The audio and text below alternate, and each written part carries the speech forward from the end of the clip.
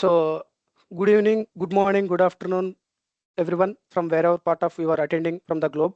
So, I welcome you all to the Next Gen Data Aspirants community. So, myself, Intur Suparna Babu, I am the founder of this Next Gen Data Aspirants community. Currently, I am working as a data engineering specialist in Indian MNC, and currently I am also a Microsoft Fabric community super user. Ajay, can you introduce yourself? Yeah, thank you, Suparna. Hello, everyone. My name is Ajay Babu Inturi. I'm working as a assistant manager at Genpact. So I'm the co-founder of this NDAC and the co-organizer of this event. Yeah, thank you, Suparna.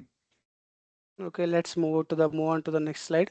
So this series, especially we are conducting on the DP700 Learning Certification series.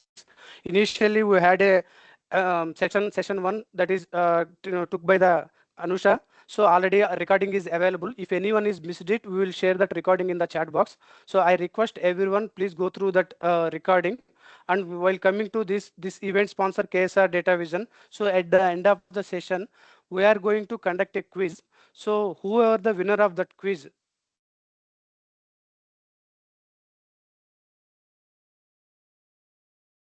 so, team, are you able to listen my voice? Yeah, yes, Suparna. Yes, There is Suparna. some Yeah, hear disturbance. you. Just a minute.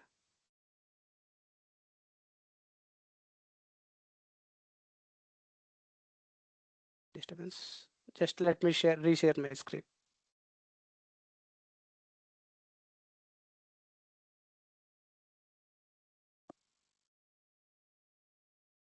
Yeah, sorry for the disturbance.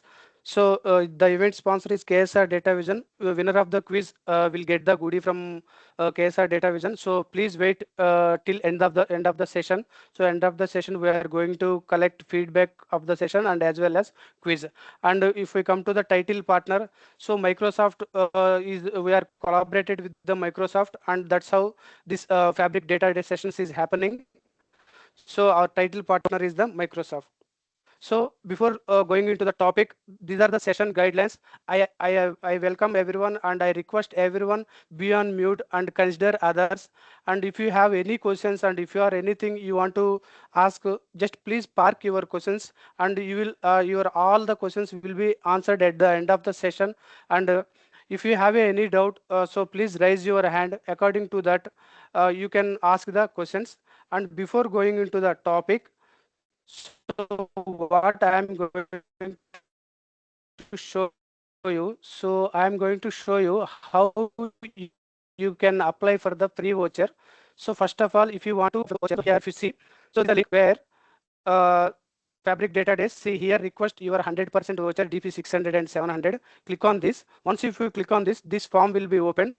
If you are a new user, so you can create an account by using your personal Outlook ID, because here already I logged in with my Outlook ID, so that's why it is showing my name. So once if you log in, so here you can select DP700 and fill this form. Why do you want to get certified? What challenge did you complete, or which session did you view? So you can copy the link of this session. Already we shared in the LinkedIn and submit it here, because so that Microsoft people will aware that so this session you attended in the NDAC community. So, and if you want to look for another upcoming session, see here, lot of sessions are there. Today also there is a session happened by the DAG group, and there is a session for the PL300. So lot of sessions are there here. And also, as well as if you want to attend particular sessions community wise, here there are community wise sessions. So in this, let's say today we are attending this session, followed by this is from Canada. So this see data analytics, so this is already completed. And if you ask, this is India Microsoft Fabric user group. This sessions is still going on. Next week also is there. I request everyone, please register for this. You can attend, grab your 100% voucher, get certified by the December 31st. So let me stop my screen sharing, and I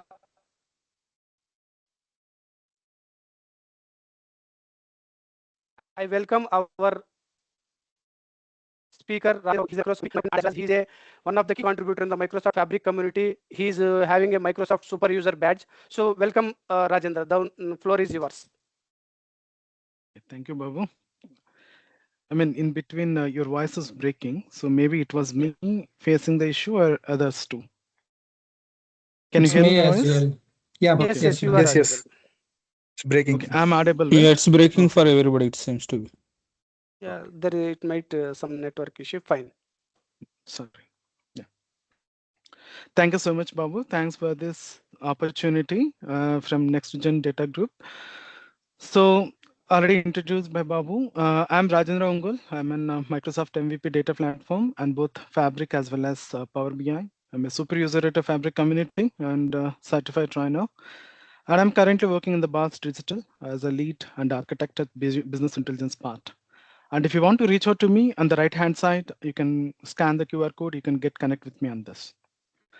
And this is the second session, which already, I mean, from the NDAC team, they already conducted the first class related to the DP 700. So whoever not followed, just go through the recordings. We have already uploaded in the YouTube channels.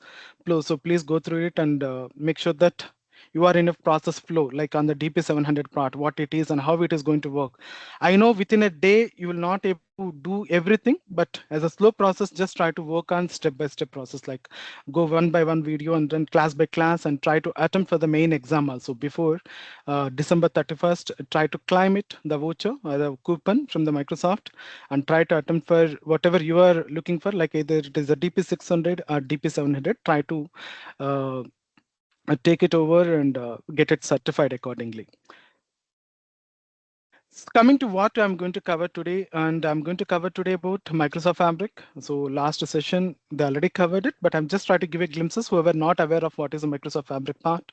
And also, I will try to explain this Fabric environments part and the items that are available in Microsoft Fabric. And here, main topic, so inject and loading the data or else store the data into the Fabric. I will showcase to you the different approaches, how we are going to inject. Inject means pulling the information from different sources and store the information in Microsoft Fabric. So how we are going to store that information in Microsoft Fabric, that part I'm going to showcase to you. As per the real-time experiences, so I will try to showcase to you the different ways. Like example, maybe if my file is available on existing lakehouse, already the file is there in one of the lake house, how I'm going to pull it, how I'm going to reuse it, that part and all I'm going to discuss about it. So a kind of a model building, we will do it. Maybe at the time permits, I will also showcase the semantic model approach. And then I will take your queries if you have anything. Maybe don't hesitate, please post your queries. Team is there to handle. So please post it. And maybe at the end of the session, I will also take the queries and we'll look over if anything. Fabric, again, just a kind of a glimpses here. Fabric is a role-based certification. These are the different types of, certified roles in the Microsoft community, like PL300 for Power BI, if you are planning on the data analyst, right? So if you want to be on business intelligence ecosystem, like Power BI is the PL300, you have to get it certified. Next, DP600. So it's completely Microsoft Fabric ecosystem part overall, not in detail, in-depth mechanism. So it's going to cover everything on the DP600 file. So the DP600 is a Fabric analytics engineer. So morning we have covered the complete series related to the topics and discussion. And DP700, the current one which we are working on, Fabric Data Engineer, specifically Fabric Data Engineer it is. So you'll definitely get stress over kind of a questions on Spark related, how these jobs, how we are going to get it trigger. Maybe in the coming classes, you will definitely get those knowledge as well. Spark engines part, even the Spark user interface, these are all the information speakers are going to cover accordingly. But as of now, I will try to showcase to you how the ingestion part and then processing as well. And it is not a fundamental kind of a thing. You can see that double star rating. So 2 badges, intermediate level, and it is going to be a data engineering mechanism. So most of the topics we are going to get it. Maybe in the next slide, I'm going to cover what is the weightage for each and every level on the topic basis. Let me showcase to you that part also. DP700, this is the last week session, 30 to 35% implement and manage analytics solution. 30 to 35% they're going to cover there. Weightage marks, which completely theory as well as the governance security concepts will be coming to the manage and analytics solution. So coming to the inject and transform data, which we are going to discuss today, design and implementation loading data patterns, and the data ingestion part, there are two ways: batch data processing and streaming data processing. Batch is something like maybe already some source system is there, on-premises source system example. I want to schedule it, and then I want to get the data into my lake houses or maybe at the front end part. In such kind of a scenario, we are going to navigate and make sure that that is going to be a batch processing source ecosystem. Another kind of a source system is that maybe in real-time strat, we will try to play with the real data like a streaming source system. So in such kind of a scenario, no waiting. We are not going to do that processing part like a waiting stage, or it will move to the next level or storing and so on. Not like that. Completely the complete transformations and then auto refreshes. So in such kind of a scenario, we are going to call it as a real-time intelligence as a part of Microsoft Fabric, which has one of the streaming layer is there. So we will try to inject the data via streaming source systems, and on the top of it, we will try to create event houses and multiple databases by using KQL. You can try to write it and transform the data and so on. So this is the topic. So inject and transform data, 30 to 35% weightage. And next topic is something around fabric administration controls and fabric items and performance analyzer, like 30 to 35% weightage. So no negative marking. Again, I'm just giving a heads up here. No negative marks. Maybe if you are planning for DP600 or 700, even PL300, no negative marking. Try to attempt it. Get the coupon from Microsoft. Is a first come first serve. So whoever try to enroll via their channels, like example NDAC currently, try to give the name there, which session you have attended, claim the coupon, and make sure that follow the complete material or the hands-on experiences and get it certified. Try to attempt before 31st. This is what my suggestion to you, everyone. As I said, it's an end-to-end analytics platform where you can try to see the data movements or data processing part. We can inject any kind of a source systems there.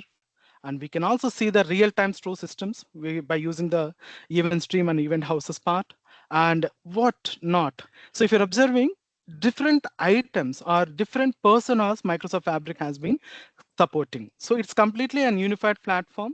Either you can come from an engineering background, or maybe I'm very good and familiar with building a pipelines by using Azure Synapse Analytics, Azure Data Factories, or maybe I'm coming from a Python background to see some advanced statistical analysis. I can also navigate and make use of data science related personas, and we can utilize this advanced statistical analysis by using data science features and functionality like that.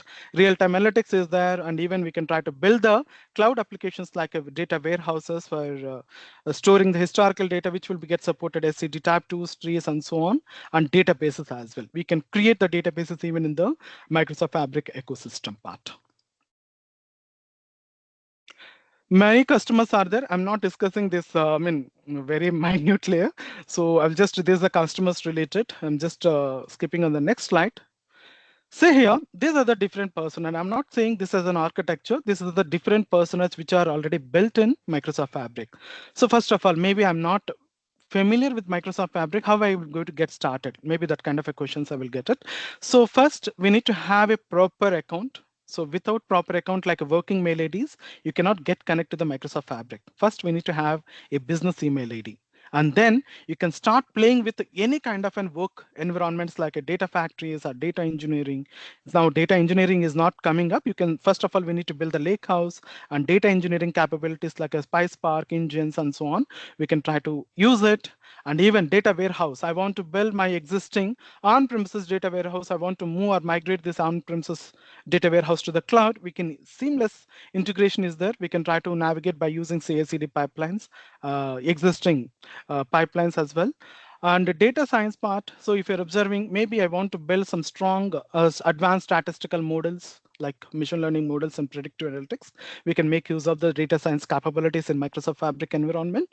So real-time intelligence part, if you are working on larger data source systems like a streaming source system, in such kind of a scenario, we are going to make use of the real-time intelligence, which will be get supported by the backend language like KQL language there. There is a separate language, Quistro query language, which will be get support on real-time intelligence part. And coming to the Power BI, so we are already familiar with everyone. I hope everyone joined in the call familiar with the Power BI. It's a front-end tool where we can try to share this business analysis as business insights to the customer. It will be get translate the raw data or tabular information to the different kind of a designs and diagrams to share our analysis to the front-end user. So these are all part of Microsoft Fabric ecosystem only. Fine. You are saying that all the personas are available in Microsoft Fabrics, and where it is going to store this data? It's going to store as an one lake is an hub here. Completely have in security governance at each and every layer, at each and every item level. And even you can try to implement the RLS, object level, column level securities and so on at each and every level. Even it is supporting the governance activities too. So Microsoft Power BI is also part of this Microsoft Fabric. So where we can try to use or reset those assets for the future references part. Maybe instead of searching or trying to find out the existing project related data set, we can make use of those resource mechanism, and you can utilize this Microsoft governance, that is a Power BI ecosystem also in this Microsoft Fabric model.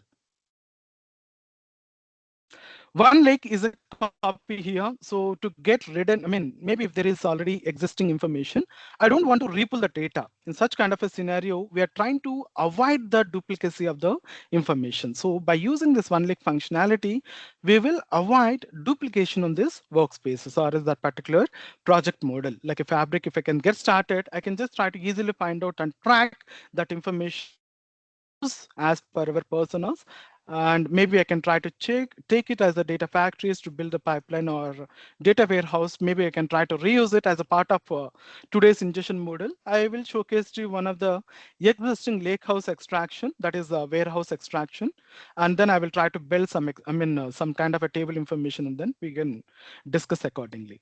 So it's going to maintain one copy of information on this lake houses, and then we can use it at any layer which you are observing on this at the top content part. This is a complete architecture which you are observing. So even they have been included as an SQL databases compared to the previous one.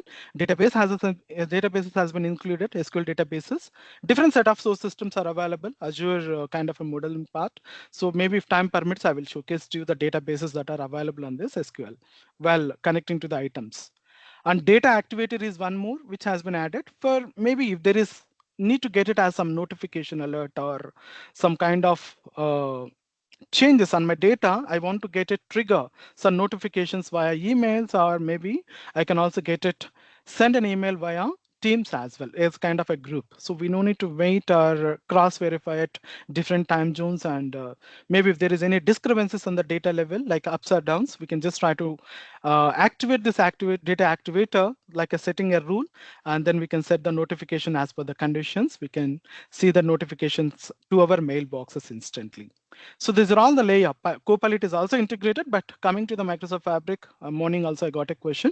So Copilot is going to have a separate license for that. Maybe within Microsoft Fabric, I want to use Copilot. So in what kind of a functionality we are going to use a Copilot? So we know ChatGPT, Gemini is there, Perplexity, and so on. So even you can try to write the queries like a simple natural queries based on the backend data set, which is already imported to any kind of, all these person are supported by Copilot here, not one. So only data factory is going to support Copilot? No, not like that. Every personas or tools, items, it will be get supported, integrated with a Copilot. So we can make use of it. But the thing is, we have to keep in mind Copilot has a separate license if you want to use this functionality as per the regions, as per the costing part also, it's completely different if you want to use this Copilot on your ecosystem.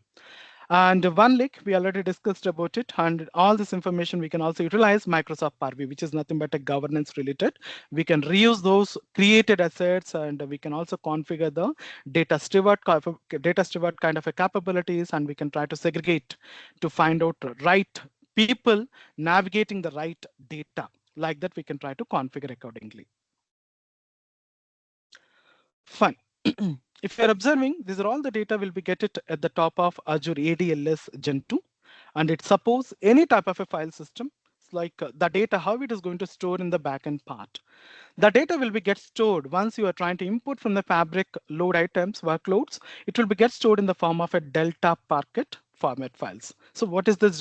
Just to give you glimpses here, I will not go very in detail. Delta Packet format file is something like maybe if I'm extracting a file with a size of 4 to 5 MB, you can take it, not go beyond that. Okay. Once you are trying to import that particular 5 MB file, once the data will be stored in the form of a columnar layer, not like a row level, columnar model, and it will be get used and get saved in the form of a Parquet file, which is once it is imported the 5 MB file, you can see in the lakehouses part like around KB level, the information will be get stored in the KB level because columnar storage area, compressed model it is. So either you can try to use or extract customer related or finance or supply chain related data source system or real time telemetric like IoT source systems, everything will be get stored and get it occupied in the form of the data, backend data will be form of Delta Parquet format file. So either you can try to create multiple workspaces. I will come to that accessing part also on each and every workloads, and you can try to configure and try to pull over from one workspace to the another workspace also possible by like a connections part. Maybe we can try to navigate and make use of existing data set from different workspace to the current workspace as well. The complete information will be get visible to you, and main agenda here is to get rid of duplicacy of the information. Coming to the right hand side, we already discussed the right side, Microsoft Fabric part. What are the personas that are available, like a factories and so on. This is the right hand side, a mirroring concept. Few of the source systems, databases already available. If you want to do the data mirroring, kind of a shortcut to get it, avoid the duplicacy of the databases into the Fabric ecosystem. Like Azure Cosmos DB, SQL database, Mongo, and many are going to come by next year. Almost completed this year. Few more additional source system, cloud related or on-premises source systems. Without copying the data into the Fabric environment, we can try to call this information to any kind of a persona. Either it is a Fabric data factory or data science or data warehousing, real time and so on. Each and every layer, if you're observing, whether it is a data factory or data engineering, if I'm very good at a PySpark or R languages coding part, I can make use of the Spark book, notebooks, or maybe R language, I can make use of it. A different set of languages, it will be get support on the data engineering capabilities part. Maybe if we can try to enable notebooks. Coming to the data warehouse, completely the organized information, structured data there, data warehouse. So it will be get supported to create, delete all kind of DML, DDL statements will be get create on the data warehouse. Transaction SQL is the language, the backend language, which will be write it. You can write, create the new tables. Even you can try to delete it, update the data, update statements, DML statements will be get work on this data warehousing part. As I said, real-time intelligence, KQL is a database, Kusto query language. It's a faster capabilities part compared to the TSQL. And if you're working with the larger data sets, capacity part, as well as the information, which is the live streaming part, in such kind of a scenario, KQL is the best option.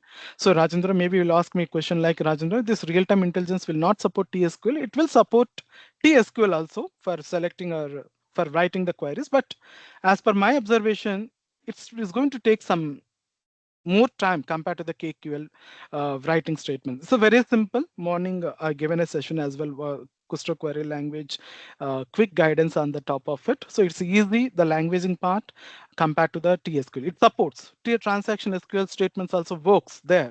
But if you are working with a huge data source systems, try to make sure that you are using the KQL and try to use real-time analytics by using real dashboards as well.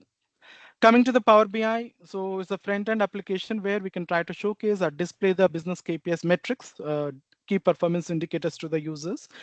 From this Microsoft Fabric itself, we can try to navigate and make sure that you can use this particular application and share this analysis to the global audience as well.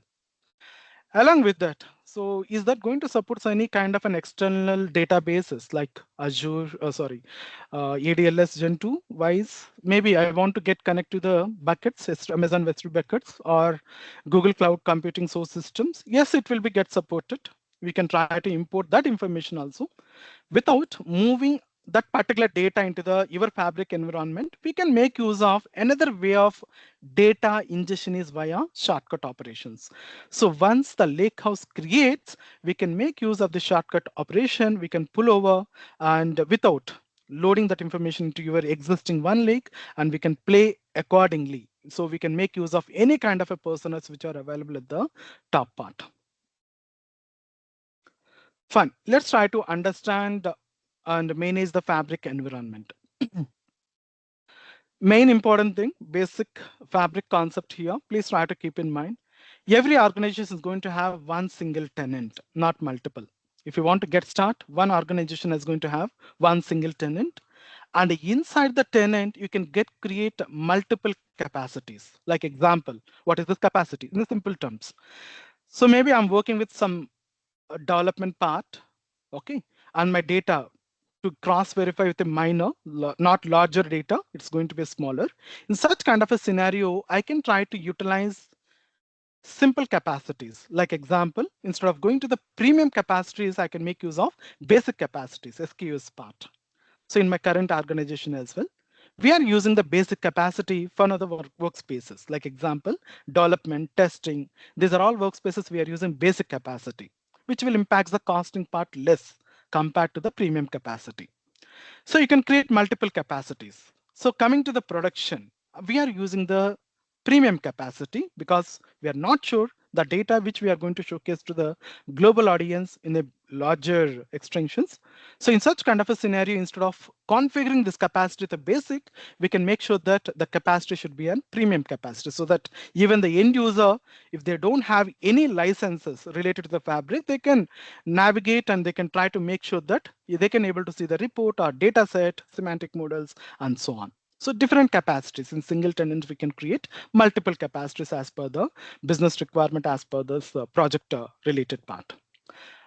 Coming to the domains, suppose if you are working with the projects like marketing, I can create a specific marketing domain or a kind of a folder so that I can move all my data sets or reports or even the data science related advanced statistical model, predictive models, and so on in a specific domain for easier accessing part. We can create it. So domain is a concept here. Like example, you are working for the sales project. Once the workspace created, all the time items will be get aligned in that workspace. It will be get confused and which project though we know the proper workspace, we have to get to know which project we are working in. Such kind of a scenario, if you are working with the marketing, we can try to configure the marketing domain. Inside the marketing, we can create multiple reports, or maybe we can try to create the semantic models related to it, and it is easy for the accessing part, and they can use the analysis as well. Workspace is nothing but a repository here to store our data and any kind of that is a domain or information part. All the information will be resides on your cloud workspace, and by default, for each and every workspace, they're going to provide up to 10 GB capacity there, workspace part. And different items. So we have just discussed about different items which are supported on the Fabric community, like a data engineering capabilities or data factory related or data engineering prospect or Power BI. You can try to see different items are once workspace has been created there. So right hand side, if you're observing the simple layer, capacities are there inside the workspaces, and sales capacity with a different basic capacity with a different enterprise or direct sales workspaces, and complete a financial domain, financial capacity with 3 different workspaces like admin, budgeting, and planning workspaces there, which will be created. So it is easy for the accessing part and try to make sure that we are sharing the right numbers, right information to the right people.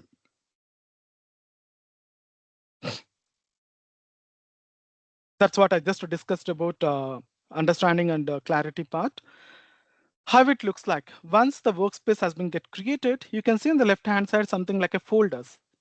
Folder is a new concept. So it's make sure that we are trying to navigate to the proper folder, inside the each and every folder, we can try to see the different data sets, semantic model or data flows or real-time intelligence part. We can see the event streams and so on. It's easy for navigating part. And items. So in each and every workspace, you can create different items, which we are just to discuss about data factories and so on. We can navigate and we can make sure that multiple items, personas that are available on each and every dedicated workspace. And coming to the three, so which is nothing but a fabric content. So previously we don't have that that particular diamond symbol.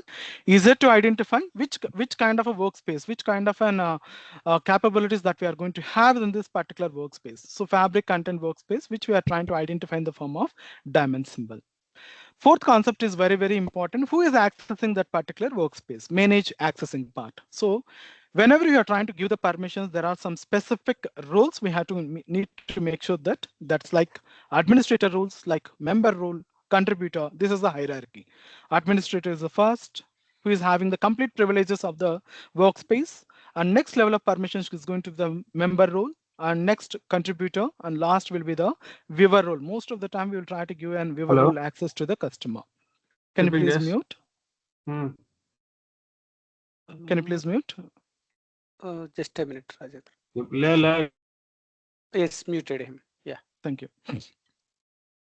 And coming to the workspace settings. So here you can see a different layer, like example, license details you're going to observe on the workspace settings part, and even data engineering capabilities. By default, some pools will be get allocated on this workspace settings.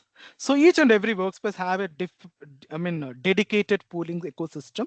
So we have to check whether these capabilities and whether these pool configuration will be helpful or not. As per the data load, you are going to make use of it. But by default, some Spark data engineering configurations will be get added to your workspace settings too. So like this. So workspace settings, I'm just showcasing on the next slide. Like a general part, you are observing the general capabilities about the workspace name details, which license you are using. Like maybe if I'm using the pro trial accounts or fabric trial accounts, those are all capacity information will be visible to you on the license info part. Azure connections, maybe if you want to get it set with an content related like configurations part, we can make use of the Azure connections as well if you want to pull over the cloud source systems. And the system storage on this particular workspace, how many data sets are there and what is the size of each and every data set. Those are complete information will be visible to you on the system storage ecosystem. And it is also integrated with Git integration. So maybe sometimes, right, if you want to see the historical changes of your data, CI/CD pipeline integration and continuous deployment. In such kind of a scenario, we can also configure with Azure from Azure portal GitHub integration with your existing workspaces too. Like that, it will be get configured. Even the if you're observing the monitoring, networking securities, identity workspace identity for managing the endpoints, one lake configurations will be get added on your workspace settings capabilities part as well. Coming to the right hand side, which just now discussed, by default, some Spark settings has been get configured. Suppose maybe I want to increase by default with some set of pools like a 5 pool with a band range of 5 will be get allocated. As per your data, if you are working with a huge information and changes in such kind of a scenario, you can also change it accordingly. Even you can try to import or upload some library functions too. That kind of a capabilities that are available on your data engineering and science capabilities part. This is very important data security part at each and every layer. Coming to the workspace, we just discussed the different types of roles like admin, member, contributor.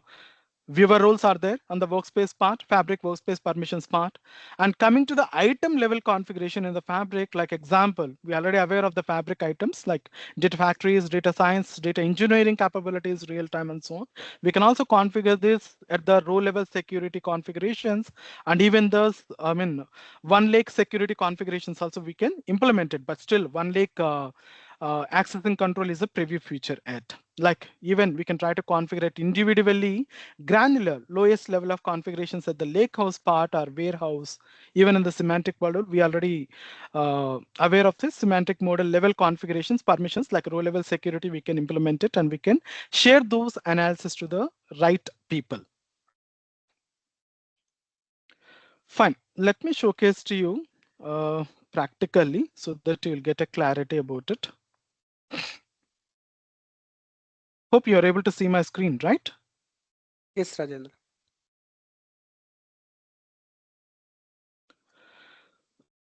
Sorry.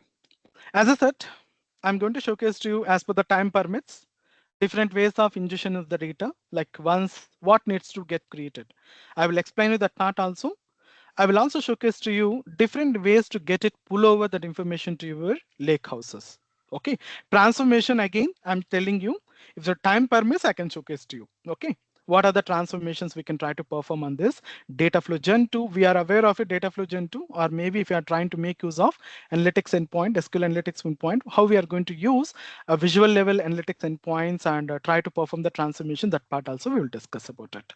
4 approaches: data flow gen 2s, data pipeline, shortcut wise I'm going to discuss, files part also. We'll try to inject some data files here. First of all, we need to have a dedicated workspaces. So workspace, we just discussed about what is a workspace. Workspace is nothing but a repository to store our all the items, all the different, I mean, whatever you're trying to make utilize on this workspaces information, like reports, semantic model, engineering capabilities like lake houses or event stream, everything will be get stored, and each and every workspace will be get allocated within 10 GB capacity. So automatically it will be get upscale because we are trying to use a trial license. So currently I'm also using the trial capacity with 14 days left. Fine. Let me create a fresh workspace for you. So it's a simple. And one more thing, if you want to get connect to this app.powerbi.com or app.fabric.microsoft.com, we need to have a working mail ID, not with our personal mail ID. So maybe the team will be take care in the coming sessions how we are going to get create the working mail ID and so on. Fine, I'm currently using the working mail ID business account. So here it's a simple, I'm just trying to create in workspace here, something like inject FDD data. Okay, giving the name of the workspace here. If you can see, these are the different licensing mode. So if you are having the pro license, which is the Power BI related, Fabric features will not work out. Like these items will not going to visible to you. And trial capacity only, these are all the different items which we discussed related to the Fabric, it will be visible to you. These are the different set of licenses that are available. Currently, as I said, all functionalities and capabilities are there in the Fabric. I'm using the trial capacity. Apply. And I will get to some more questions related to the semantic model. Suppose maybe if I'm trying to change from small semantic model to the large semantic model, will there any impact on the casting part? No impact. You can use it. But this is just a futuristic part. We can get it configure. So semantic model for maybe if you're get start with a small thing, and then going forward, if it is going to increase the data rapidly, then we can also change the semantic model storage format to smaller to the larger also. I'm using the smaller currently, apply it. It will be look in this way. You can easily find out that this workspace is related to the Fabric content. So where is these items, these personas, which we discussed as per the architecture. So you have to click on the new items, select it. You can see the different items. Let me use the instead of Fabric, different items that are available. Visual level, we have the different items. You can see here dashboard building or graph model or maybe direct Power BI report semantic model we can try to build. And get data. Get data, we can make import or get import the data, inject the data in different ways as per our known functionality. Like maybe if I'm very good to extract the data, I can use a low code mechanism like a data flow gen 1 or gen 2 because it's a Fabric, right? I can use a data flow gen 2. Maybe if I'm very good at something like Spark related jobs, I can extract it. I can import the data via Spark also. First, I will try to create the lake house and I can try to import the data.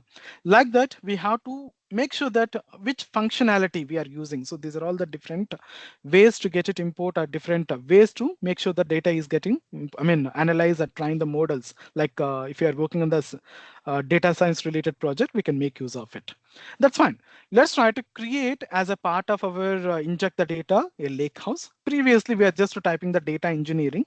It's data engineering. It's not that. It's just many changes are coming up. So we have to make sure that as per the product build from Microsoft, what are the new functionalities? Me just giving a heads up to you. Please be active on the community platforms also if you are already started working on this Fabric related project. So first I'm trying to build a lake house here. Just try to type a lake house. store the data, whether it is in injecting the data larger or smaller, like a smaller data sets, we can make of lakehouse functionality to get it store our data into this particular workspace. Give some name to this, inject information, something, okay. Create it. Many changes are coming up. Just give a eye on it, okay, at each and every level of items. Whenever, if you're trying to create a lake house, on the left hand side, if you're observing the two types of folders, hope you're able to see the two folders.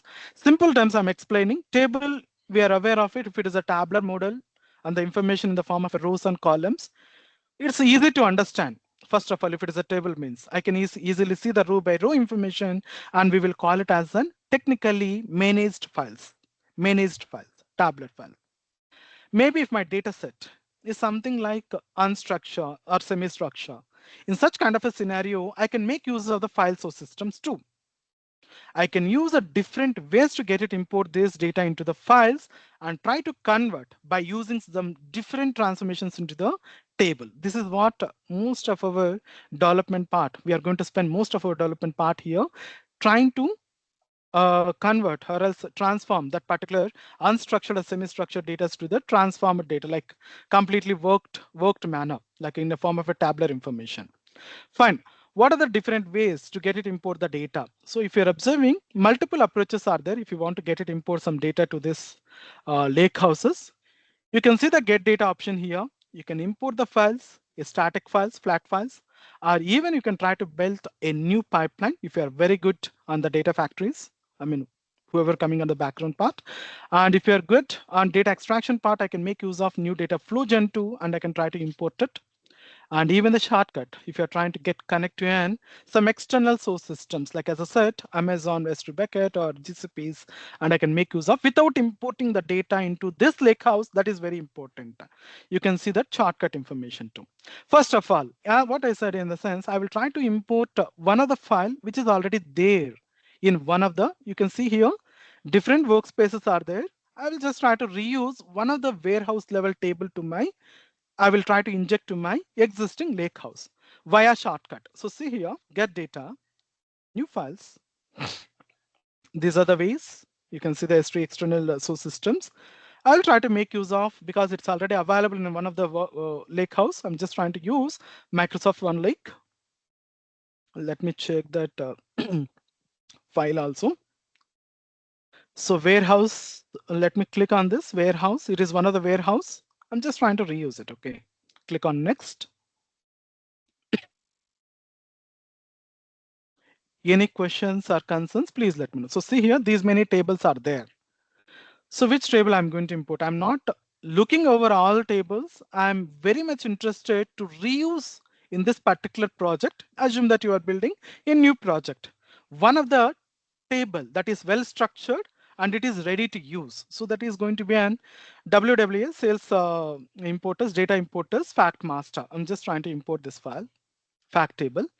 So maybe if you want to rename it, we can try to rename it by just selecting it.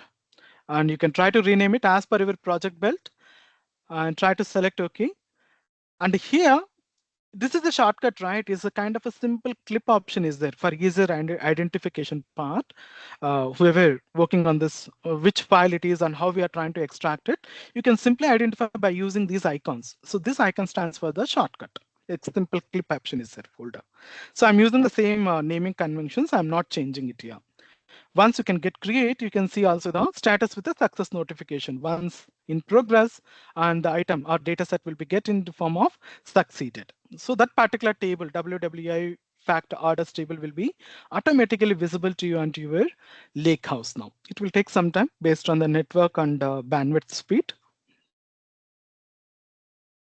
And one more thing, whenever if you are working on this lakehouse building part, for each and every workspace, you can create multiple lakehouses. Multiple lakehouses, you can get it created.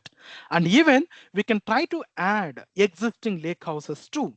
Okay, you don't need to again recreate and do, but as a part of our learning, I just showcased to you how can you create a lake house. We can also add another lake house, existing lake houses as well. And for each and every lake house, this is important. You are going to get one SQL Analytics endpoint. So SQL Analytics endpoint is something where you are going to write the queries for a kind of optimization part of your existing table. Or maybe I want to tune the table and try to minimize the number of columns by using some filter conditions. And here, if you're observing, see this notifications, you can easily identify successfully created SQL Analytics endpoint. So for each and every lakehouse, there is a dedicated SQL Analytics endpoint. So this is my lakehouse. This is my workspace, right? Please observe. Workspace name, inject FTD data. This is my lakehouse. Automatically, SQL Analytics endpoint will be get created for each and every lakehouse. One SQL Analytics endpoint will be get created. You can shift it. So you can see the data here, and from here you can just try to change and write your queries by using transactional SQL itself. So some of the automated AI-based features are also available. Whenever you're typing some statements, you can see the notification like order by, or maybe if you are trying to group it, you can see the notifications also will be get it inbuilt on your SQL Analytics endpoint too. So first table I have imported via shortcut. Okay, let's try to pull over few more data extractions. So please observe here. After that, I will showcase to you. I will try to navigate to the SQL Analytics endpoint also. Please try to observe. Maybe I want to pull this information. Maybe I want to perform few more transformations inside of this table. In such kind of a scenario, I will try to extract the data, inject the data via new data flow Gen 2. So whoever coming from the Power BI background, there are two types, data flow Gen 1 and data flow Gen 2. So simple terms, data flow Gen 1 is to handle the smaller data sets. And if you are working on an enterprise level data and you are trying to utilize the Fabric functionalities and feature, so you have to make use of data flow Gen 2. So if you're handling the huge information, data capacities part. Okay, please keep in mind, that's a simple. So automatically it will get enable the JIT integration and deployment pipelines. So I'm just trying to create, let's try to give a proper name, like example, product or data flow extraction, something like that for our in understanding. Okay, create it. So this data flow Gen 2, the view, right, user interface is almost as similar like whoever working on the Power BI part, Power Query engine on Power BI desktop. You can see the similar items, icons, if you're already worked on the Power BI part. So you can see the get data, import the data via Excel, or maybe import the data via SQL Server, or maybe if you are trying to import the data from flat files, and even we can try to import the existing data flows as well. Fine, what I will do in the sense, in this particular data flow Gen 2, I will try to showcase to you few of the tables that are available on premises. So if you're observing sales data importers, WW importers we are using, let's try to import some tables from this database. Okay, like example sales table only, like example sales customer, and let's try to import sales order table, two tables as said. Okay, let's try to import these two tables into the data flow Gen 2. So how we are going to get it import? So this is an on-premises. Whenever if you are trying to extract the data from an on-premises, few things we have to keep in mind. What are the few things means? First one, that gateway should be up and running. So if you are observing, my gateway is up and running now. It's up and running. And just try to cross-verify your gateway management capabilities, and particular gateway is online. These two things, just try to cross-verify at your end. And another thing is authentication part. Just try to make sure that you are going to have a proper dedicated authentication mechanism, SQL authentication mechanism, to get connected. So I'm using SQL authentication mechanism, and particular database SQL data importers, sales data importers, I have an access to it. Let me check once whether I'm able to connect or not. It's connecting. So see here, it's connecting. So let's try to use the similar capabilities whenever you're trying to import this data to this SQL server. So please observe here, I'm using import data from SQL server. It's an on-premises, okay. Make sure that it's going to be a new connection. Okay, just try to cross verify. Already some connections is existing in my data flow Gen 2. Let me pass the server details. Server details. As I said, right, some connection is already inbuilt it. So just try to cross verify. If it is a new connection, you have to get it enable on-premises gateway up and running and try to configure with the proper authentication like with your user. But in real time, right, most of the time we will use the technical user because someday we will left that organization, right? So make sure that our project is going to up and running. That particular user credential should be technical user account so that maybe in your options or leftover, the project will be go online. Okay, so I'm just using the existing one. Okay, if you can edit it, this is what I'm talking about. Basic and organizational. Try to configure and get the authentication, proper authentication like technical user authentication and try to enable it. So I'm using this one. Let me showcase to you that. SQL Server data. All the data capabilities are supporting. It's just like Power BI, whatever the data source system you are going to observe. Anything, if you can try to get it, import the data via data flow Gen 2, you can see different source systems too. 100 plus source systems, it will be visible to you. I'm just passing the server. Authentication already I have configured it. On premises, as I said, it is up and running. Let's try to get connect and see the data now. That particular database also. Any questions in the chat? I will take few minutes. I hope no yes, issues. Rajendra. Let me bring the questions. There is a question from Ganesh. Can shortcut files that are not in the Fabric environment? Okay, what is meant by him? He is expecting, can we do the shortcut for files also? If it is that available files, why already file is there, right, Ganesh? You already able to see the files. Let me showcase to how we are going to import the files also. But shortcut is not required in that scenario. Okay, fine.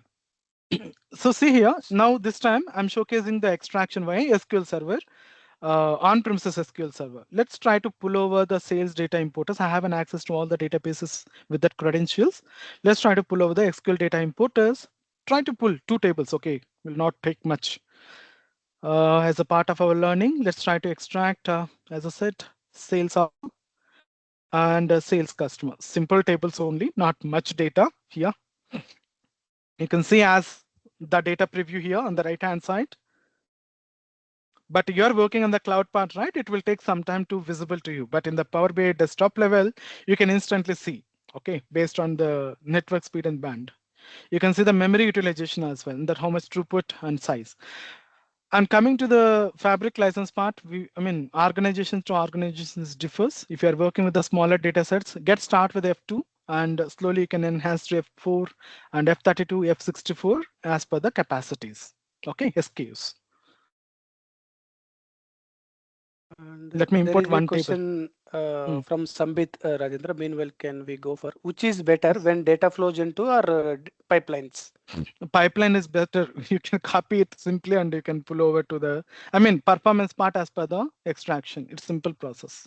This one will take some time. It has to navigate and have to configure the source systems, and even we can try to perform the data transformation, and then only this table will be visible. But via pipeline, we have a copy activity, copy data activity. It is faster compared to this. This is what my preference. Yeah. Okay. Thank you. What is your the preference? Next question is from Mastan. What is the difference between data flow Gen 1 and Gen 2? Just now I have explained to you. If you're working with a smaller data and if you have only the pro license, you can see only data flow Gen 1. And if you are working with an enterprise level data, very big source systems, and if you are already holding the Fabric capacity license, better to go with Gen 2. Hope I have answered to you. Other than that, many other functionalities and differentiations are there, but for easier understanding, I'm just giving in one simple differences there.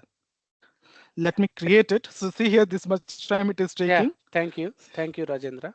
So the next question from Sambit, how about Oracle connection? Okay, I think he is expecting Oracle mirroring. Morning also you are asking Oracle connection, I think. So this is the seamless process how we are going to get connected. That's the reason I'm showcasing to you Sambit.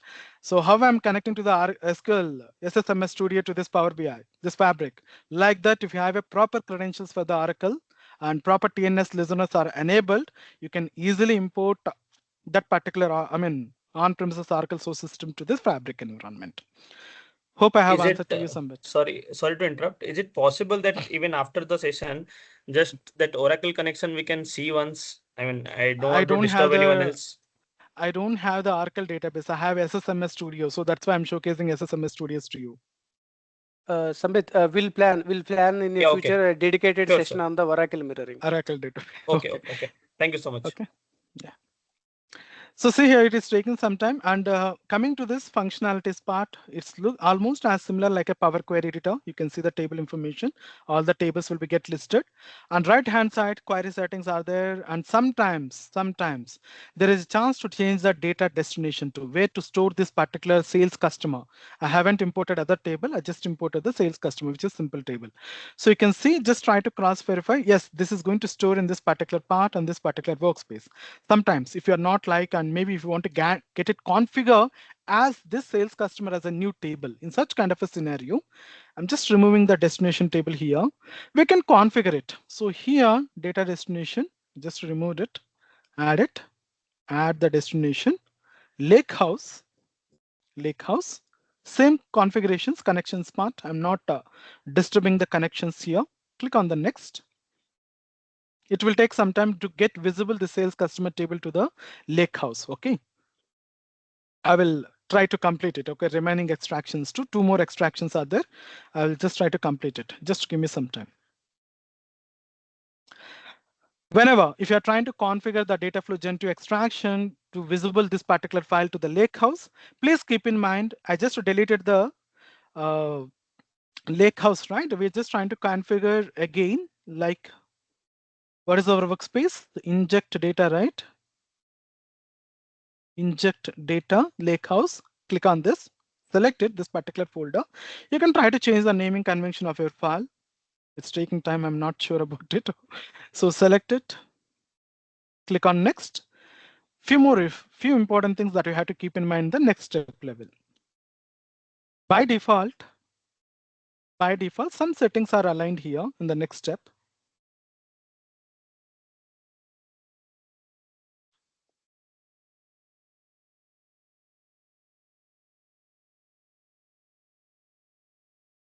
Any questions?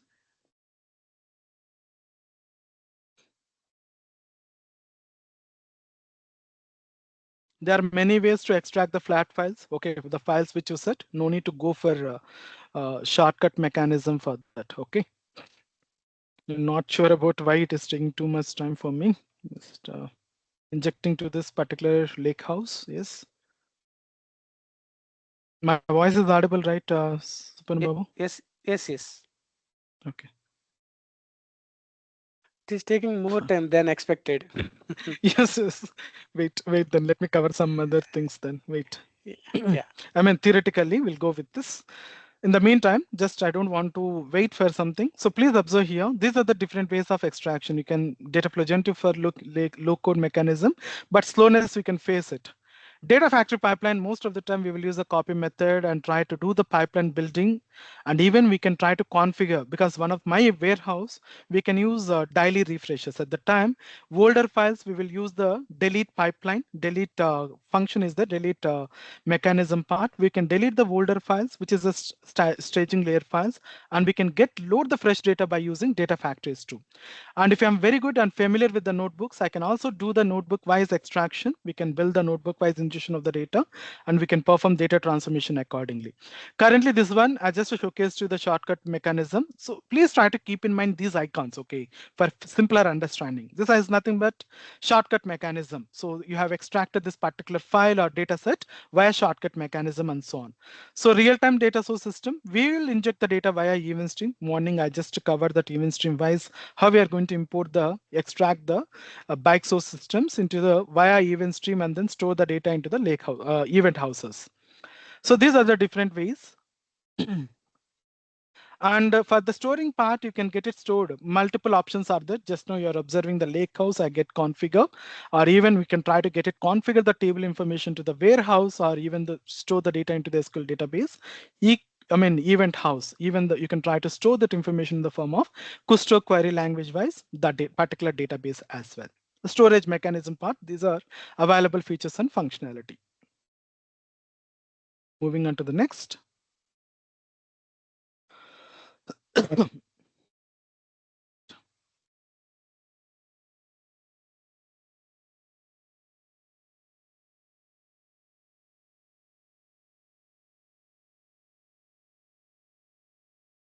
Because of it is transferring from on-premises to that cloud part, and I'm using trial account things, but I haven't checked the data set size. Fine.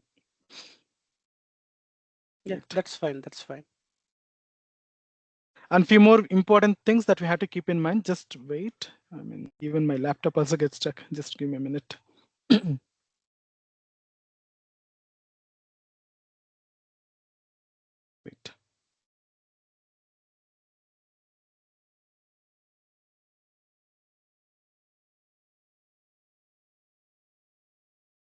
Any questions?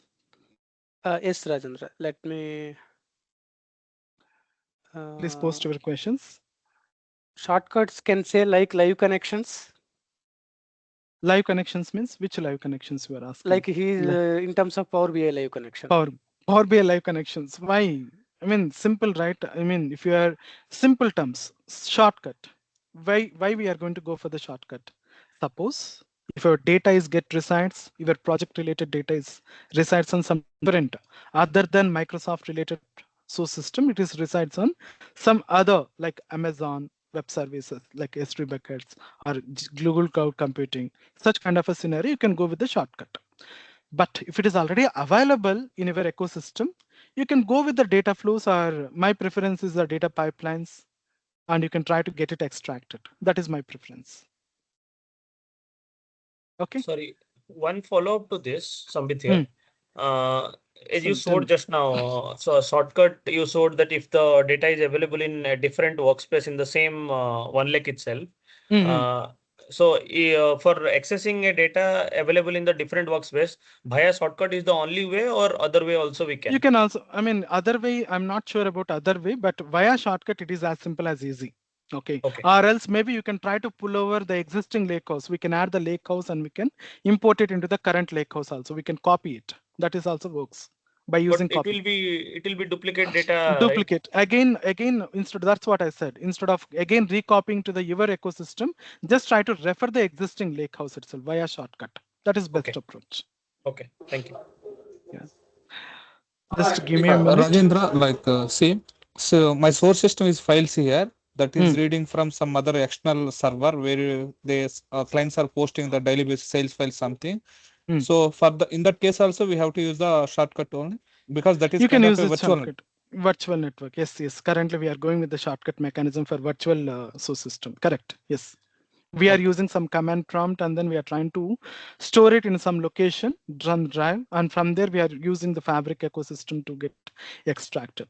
Like that, we are following the standard. Okay. Thank you. Okay. Fine then. Just give me a minute because the complete thing is gone here. Any other? Rajendra, Still. Do you want me to share the PPT from my screen? Yeah, please share it. I will just go through that slides actually. Yeah.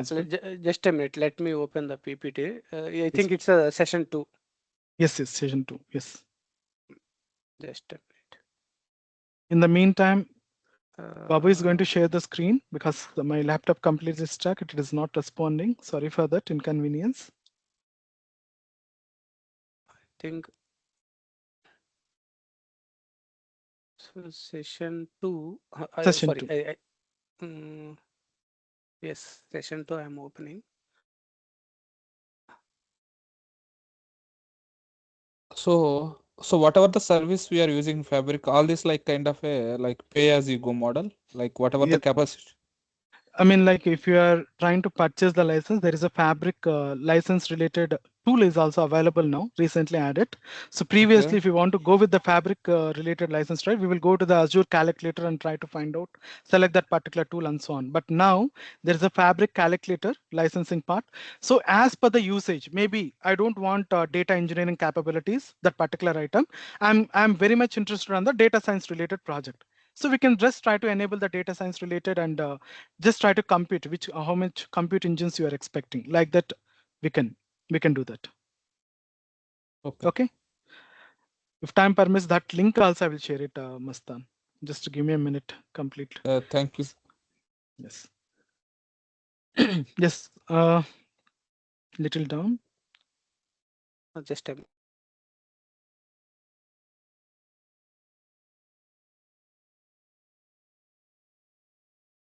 This is the thing, work with data warehouse, work with SQL database. This is the ingestion guide. Yeah, this is what the explanation. I'm just explaining about different ways of extraction. So it's all as per the comforts, as per the end user feasibility and functionality. We can make use of either the pipeline building or data flow gen to almost as similar features as like online Power Query editor. And even the Spark notebooks wise also we can try to get it extract and just try to look over how many source it is supporting, what are the capabilities and functionalities, whether it is a low code platform or maybe if you are very good at the coding platform, we can make use of that Spark engines and you can just try to get it work on this accordingly. But if you are good at languages part, Scala, Python, or PySpark languages, SQL and R. Can you please move next slide? Demo part again. That's what I just discussed. Okay. Let me give it a minute. Real-time intelligence is the one more thing. Please keep in mind whenever if you are working on the batch source systems like on premises, you are going to work on a batch. That is, you have to schedule on your own and try to see those functionalities and feasibilities. And coming to the batch, other than the batch, we have another streaming that is real-time streaming. So this is going to be the real data, which is going to flow continuously. In such kind of a scenario, you are going to make use of the item from the Microsoft Fabric real-time intelligence. So you have to make use of as per the of this real-time intelligence. You can get it connected to the as per the requirement like Azure IoT hubs or Azure related compliance engines. We can try to import it via import in the sense inject the data via event stream. And the analysis and the transformations part you are going to perform at the event stream level itself. Once it is done, event stream level done, then we are going to store that information on event house. But event house is not a storage engine here. So inside the event house, we can create multiple KQL databases. So at the event house level, you are going to store this processed or transformed information, real data in the form of KQL database. And then you can start writing or else firing the queries. Like you can try to implement some that KQL, Kusto query language queries using those commands and so on. It's a command level language. Okay, it's not like a structured information SQL.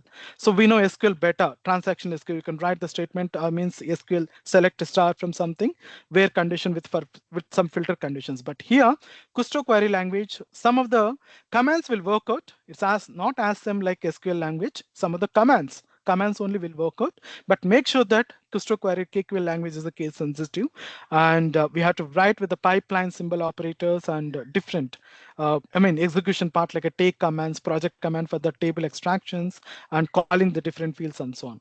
But it's a case sensitive Kusto query language which is available inside of your event house KQL query set. Finally, I want to visualize the data which is in real time.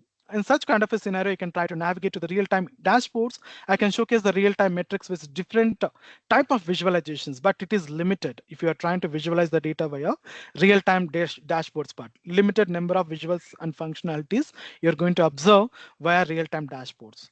And coming to the Power BI, we are aware of it. Power BI, it's a traditional mechanism. So maybe my customer, you don't want to see the real numbers at a time, maybe at a weekly or monthly basis, you want to view the real numbers. In such kind of a scenario, it will be get support the Power BI, and you can see the different kind of layouts and different kind of visualizations which will be get it, and we can enable it, and we can on the top of it, you can also create some measures and so on by using Power BI. And coming to the activator, like as I said, if you want to set a parameter with some ranges, if it is a decrease some value or increase some value, you can also set the activator configurations to get it a notification. Morning discussion we just discussed about this complete architecture part for automation part, and to see the the numbers, the change abnormal numbers or right numbers by using this activator mechanism. And please move on.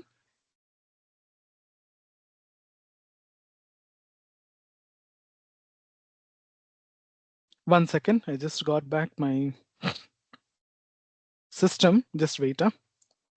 Hope no issues, right? Few more minutes if I take. Okay. Yeah, you can go ahead. We will wait. Let me share my screen back. Let me know once it is visible to you. Yes, Rajendra, we are able Okay, to see. thank you. Fine.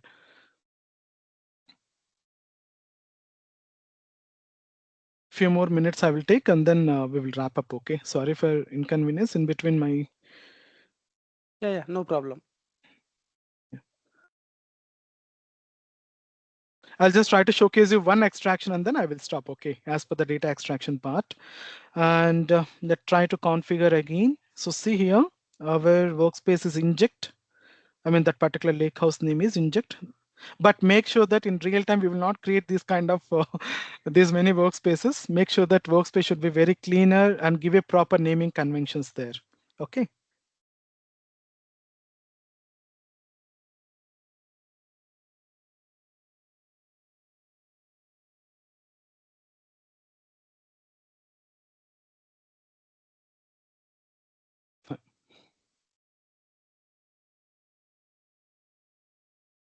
Yes, this is what I'm just want to showcase to you. So here also, whenever you're extracting the data from the data flow Gen 2, automatically use automatic set is enabled.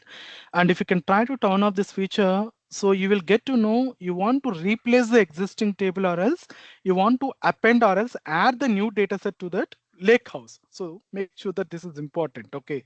By default, it is enabled. Don't go next level to the next level of loading and so on. Just try to cross verify, drop it and disable it and just try to cross verify. Append means it will be get appended as a new table, new data, or maybe if it is already exists some table means just try to cross verify, replace it. Okay. And maybe here also we have an option and functionality to unselect if that columns if it is not required for our business requirement. So save it, saving this data set. And this particular table, after some time, once it has been executed, this table, the sales customer table will be visible to you anywhere, lakehouse part. So to execute and run, previously we have an option like publish option, but as I said, right, features has been upgraded and they're changing continuously. So we have a functionality here to save, run, and close. So make sure that you're using save, run, and close. If there is no changes on this data set, suppose maybe I want to perform some changes on this data set, save it, those changes, and try to implement those changes on this data set like a transformations part and try to load it, those changes to your lakehouses part. And one more thing, by default, one more option, just try to cross verify whenever if you're working on it. Sometimes this feature will be get turned off. Allow the faster copy connect, just try to cross verify if this, performance related part, if it is enabled or else disabled. These are all new features which has been come into the picture like partition compute engine and so on, because feel like a little slower when you're extracting the data via data flow Gen 2. So what I will do in this sense, I'll just try to save, run, and close this complete data flow Gen 2. Rajendra, what happens if that option is enabled? Does it That like is good take more actually. capacity units? No. But that is good actually for capacity, copy faster capacity connector. Sometimes, right, people ask you to turn off this feature, but it will not have any, capacity or else costing part impact, but it is better that feature is turned on or else off as well. Sorry, can you show once where you click to get that pop-up? Options. Go to the options. Again, it will take some time for me if you want me to showcase. Go to the options we'll share and the recording. No worries. Yeah, okay. Recording is there. Just go through it.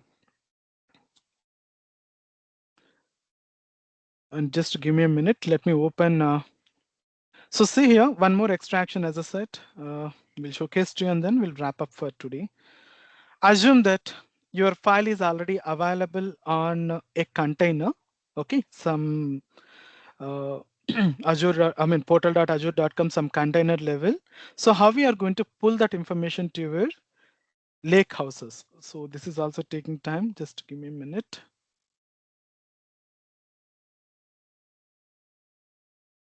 Maybe my side network is not good. I think so.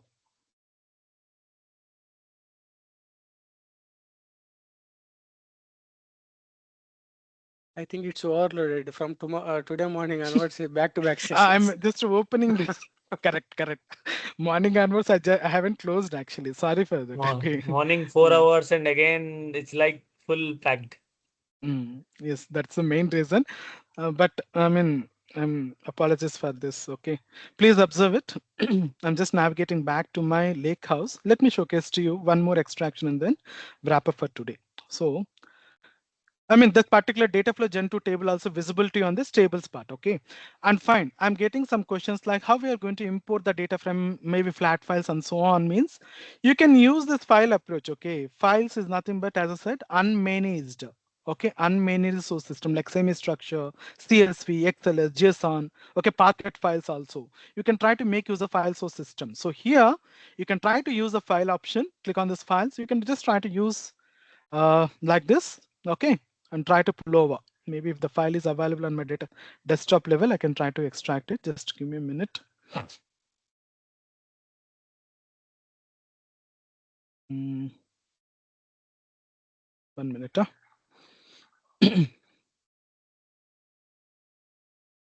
See here. Assume that this is one of the CSV file. Let me save it. Sales.csv.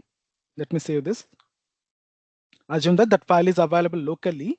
How we are going to pull? No need to go for the shortcut. Okay, simply I'm storing in my location. Let's try to extract this data also to your lake house. Inject it. So simple. Files. Here I'm just trying to select the folder option.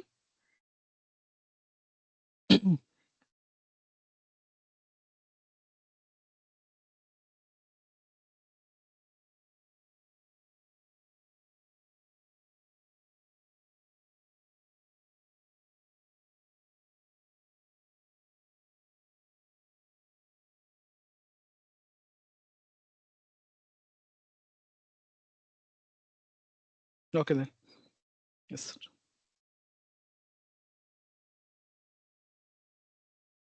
Sales. See here, I'm just trying to select the sales, upload it. So this file is get visible to you under the files. So it's going to load it. 3 MB file it is. And I'll just try to showcase to you this particular 3 MB file in the form of a comma separator. You can see the data here. As simple as easy, we can try to convert this particular table information also a table conversion. How this file will be get stored? As I said, this will be get stored in the form of a Parquet file. So that details and information will be get visible to you. I mean, where it is going to store and which level, what is the URL path. Maybe if you want to get connect the storaging part, I mean, DFS part, we can also make use of these connections to get connect to it, okay, from the cloud level. So to get connect to it, please observe, I'm just trying to load this as a table, new table, giving it as a new table, sales, and here it will be visible to you. So let's try to check how it looks like. And also few more things that we have to keep in mind. So run optimize command for performance part, we will always try to turn it on this feature, vOrder. And maybe if I want to clean the data set, maybe I want to put it some threshold on each and every data set level, I can also enable vacuum command. This is very, very important on our DP700 or 600 examinations part. So you have to manually enable and try to set it the threshold, how many days you want to maintain the availability of this data set. Okay, so that we can enable it, we can configure accordingly. This table is visible to you now. And let me get connect to the one more extraction via pipeline, last extraction, and then I will stop. Okay, last one more, last time. This time I will try to pull it over the timetable. So whenever you're trying to work on the data warehouse date dimension is definitely a mandatory table. Let me pull over via pipeline this time. Okay, pipeline. So benefit of using this pipeline is we have a functionality and a step-by-step process while configuring the pipeline, where and how we are trying to get connected. And you can also see the complete processing flow, okay, while trying to configure this pipeline. And also, even you can try to delete the data part, like delete commands and commands and pipelines we can try to configure as like a workflow. Let me showcase to you that. So I want to copy this particular data connectivity to the lake house. You can see the step-by-steps. So you have to choose the right source. So assume that my data is available on something like a blob storage. So this is what I just want to showcase to you, very important, available here. We need to maintain the consistency here, like a data connectivity part to the blob to your connection. Okay, so from Power BI, just try to cross verify what I did in the sense I have enabled the SAS configuration for the 6 months. Okay, while I'm trying to connect to the storage container, I have enabled the SAS configuration, SAS signature authentication source systems part, 6 months configuration. So let me pull over this. It's still going on. This is the one I'm talking about. Okay, inside the sales or here timetable is there. Time.csv file is the date and time table. We will try to get connect to the table now. Okay, just give me a minute. Keep as is. Last one and then I will stop. Okay, sorry for taking your time. Yeah, fine. No, it's a knowledgeable session only. So the one thing that run optimization command, that's a very important question. Even I also faced in the TP700 exam. It's a 100% question you will get in the exam in both 600 and 700 exam. Sorry, which one can you repeat? No, that's while configuring. Let me explain. While configuring the, I mean, like a lake houses, right? You can see the table level. You want to get it visible to you how many days. There is then two types of options: we optimize and then vacuum command. Vacuum command, you are going to set the threshold. Maybe this file will be visible to me up to 30 days or 10 days. We can configure via vacuum command. If we can try to turn on this feature, number of days, months, we can configure accordingly. Optimize command is something for the fast processing of your data source system. I don't know why it is get failed. 1 second. Huh? Let me cancel it. Manually, I can do it. Okay, please observe. I have configured the data pipeline. So here, copy command is there. Use assistance, or manually you can also add to the canvas. Copy command canvas. Let me showcase to you this last processing part. Yes, see here, I'm just trying to configure, maybe my data is available on blob, right? Select the blob. This is important. This authentication, these URLs are mandatory. So account name is mandatory. Connection details are very important. If it is a new connection, try to configure the proper authentications. Like most of the time, not with our credentials, we can configure it. We can use the technical user or else maybe SAS configured authentications, we can use it. So from here, okay, Azure portal.azure level, we can get it configure. Let me take that my storage account, Microsoft Fabric storage account is the name, paste it. So automatically you can see here the authentication. I'm using this shared access signature authentication. This is what I'm talking about. So just try to cross verify which account you're trying to make use of it. Most of the time we will use a SAS account. Just try to click on the next. You can see the whatever the information on this container, it will be visible to you. Okay. SAS account also I'll just try to showcase. So see here, just a kind of a glimpses to you. SAS token account. So I have enabled last year 2024 to 2026, this period.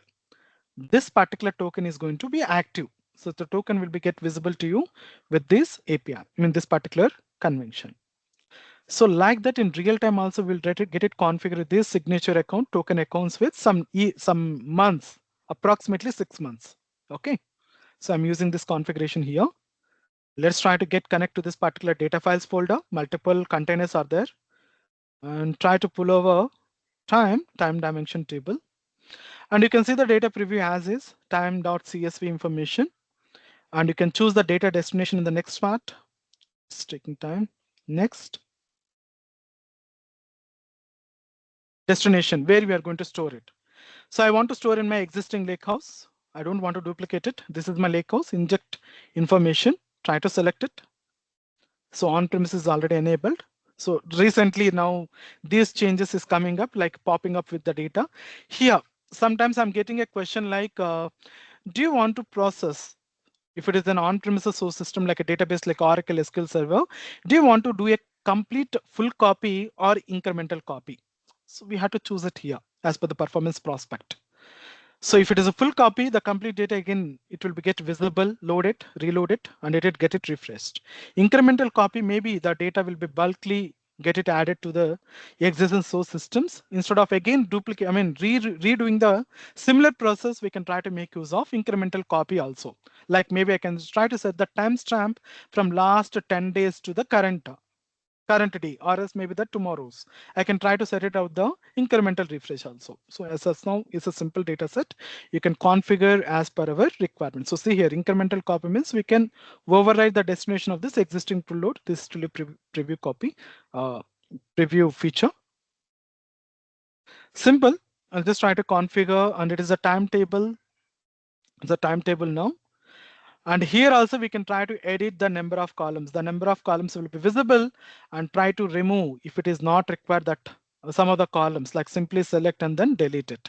So I'm not doing it. So just try to select and check the from where to where you are trying to copy. So this is very good feature. You can see the navigation from which level to the another. So I'm using the full copy here. I'm not using any staging for incremental refresh and so on. So I'm trying to copy this file from this container to this lake house, and this is the time dimension. Maybe we can change date and time is the table name. Let's try to save it. Save it. It's going to appear in the form of a block in this pipeline. And also you can see and schedule these blocks. This is nothing but copy job activities. By using these activities, run activities, we can schedule these blocks also. It's trying to execute now. Let's see this, validate and run. And it will be visible to you after some time. Okay, let me check.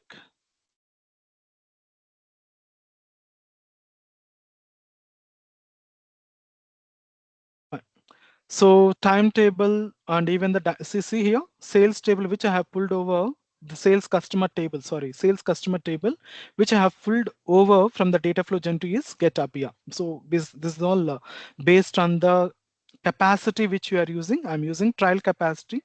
Maybe that is the reason, and even morning onwards my system is up and running. So that's maybe the another reason it's get slowed.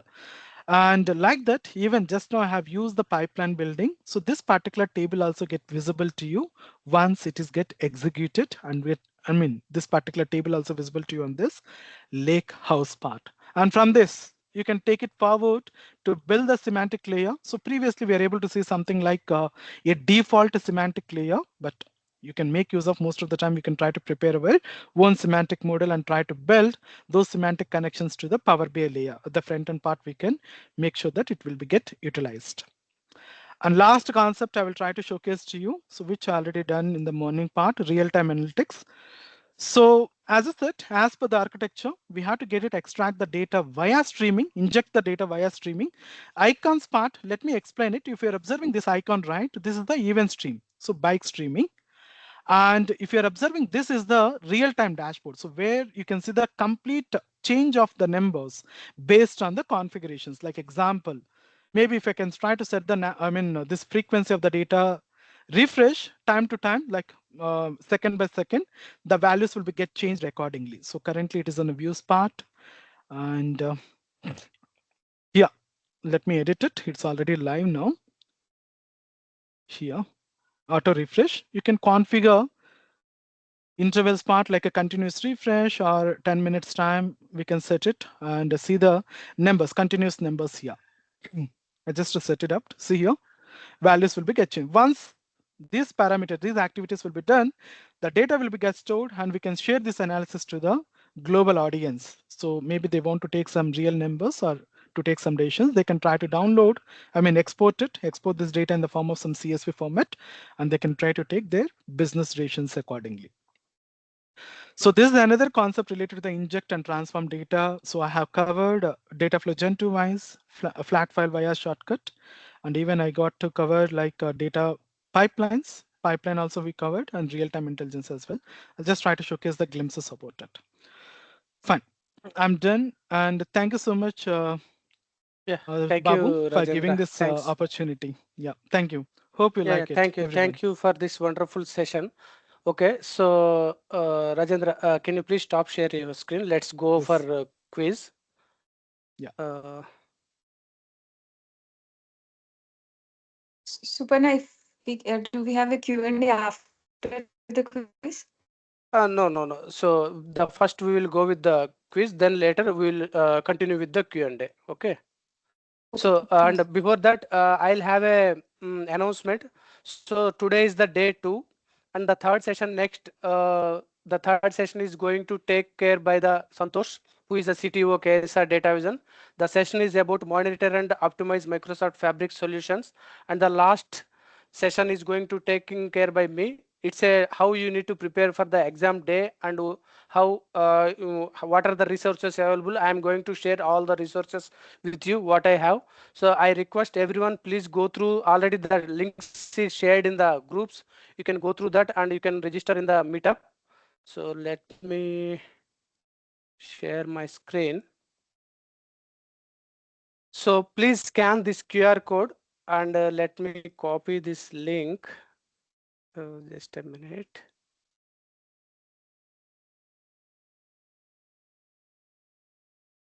Just a minute. Let me share with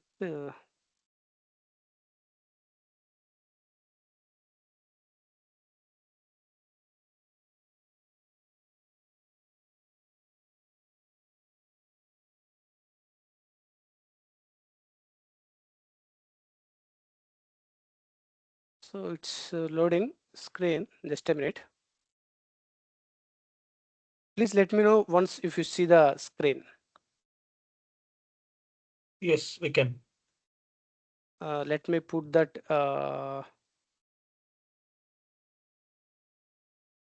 just a minute. Yeah.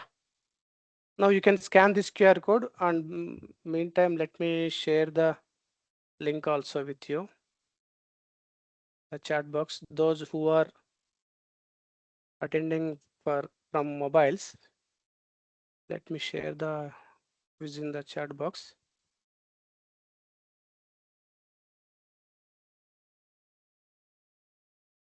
Just scan this QR code. Please share your valuable feedback as well and participate in the quiz.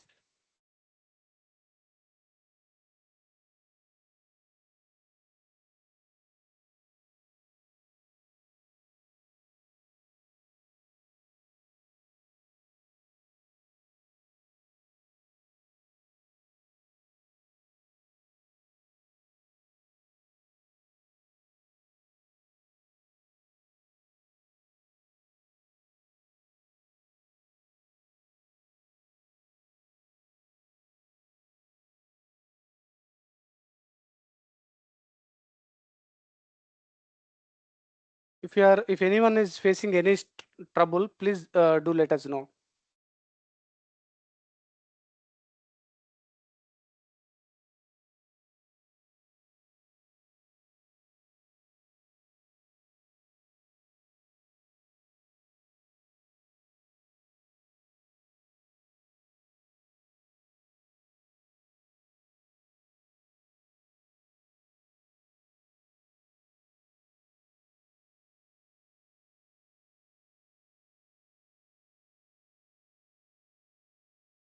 Let me check the submissions.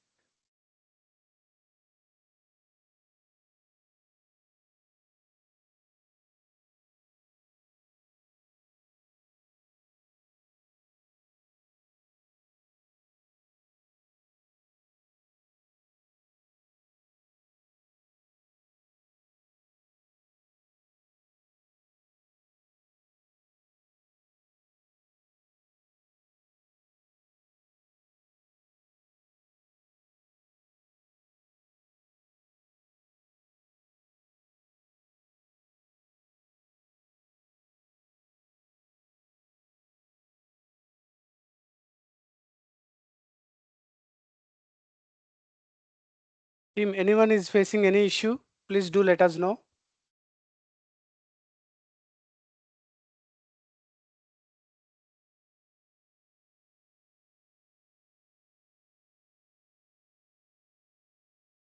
And I am sharing Rajendra's LinkedIn handle also in the chat box.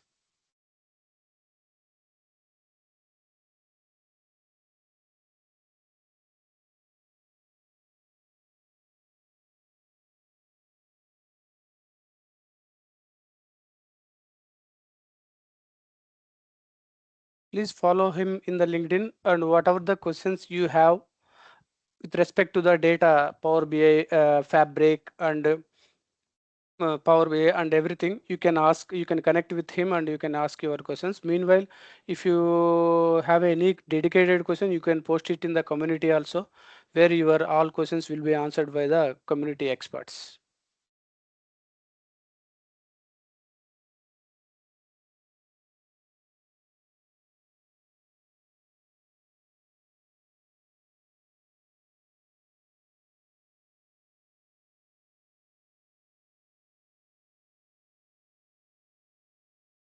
Meanwhile, if you have any questions, please feel free to start asking. The Yeah, hi, remaining people Rajendra. will. Yes, yes, Anusha, Anusha, please go ahead. First of all, I Hi. should say the training sessions that you handle are very commendable. Since morning that you are so much occupied, it takes a lot to do that. So Thank you. Thank you. Thank you so much. very Anusha. much Thanks for appreciate this speaking. effort. Seriously. Thank you. And apart from that, the questions that I want to ask is with respect to the capacity that you had just mentioned in this Yes. session, where you said there is a new feature that has come up in the capacity where you can only purchase the ones that you want. So Fabric with capacity. respect to that, yeah. So with respect to that, is there any new feature where I can allocate a few capacity units for each of the functionality? So example, my concern is that in the same, we may be having data engineering activities as well as Power BI report users who are using the Fabric at the same time. So how Yes. do I, is it possible to dedicately put some capacity to say the report users, some to the co-pilot, and divide that so that, the report users will always be able to have a high speed of seeing the data? Seeing. Yes. Yes. I mean, this functionality we are also trying, Anusha. So basically, Okay. right? I mean that's why we are currently using and validating our workloads. Okay. So where some of Yes. the automatically we are getting whenever we are going for the license, right? We are using F64 license, but some of the workloads we are not using in our I mean activities Correct. part. In such